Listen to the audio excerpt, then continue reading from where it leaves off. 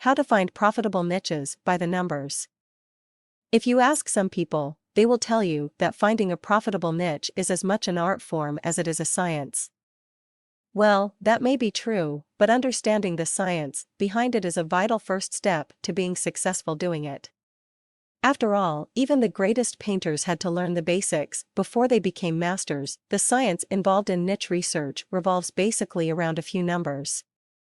These numbers involve the amount of money being spent on advertising, the number of competitors within the market, and some demographics about the customers. Once you have a grasp of how to find and use these numbers, you'll be well on your way to becoming a master research artist. The first question you should be asking yourself when looking at niches for potential profitability is the dollars being spent on advertising. Go to each of the search engines armed with a good list of popular keywords related to the niche and start searching. For each result, look at the number of advertisers. If the majority of these keywords have several pages of advertisers within the search results, this is a very good sign. Generally speaking, the more competition there is for advertising, the more that advertising costs. However, it is still important to try to determine the cost for advertising. With most pay-per-click networks, such as Google, where the advertisements are shown with search results, you can look up an estimate of the average price of each click, and possibly the price bid for top placement.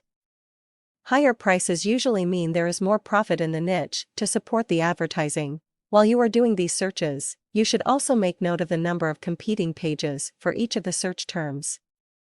While this number isn't really a direct reflection of the profitability of the niche, it can be a measure of the strength of competition for each of those keywords, and therefore a general look at the overall niche market.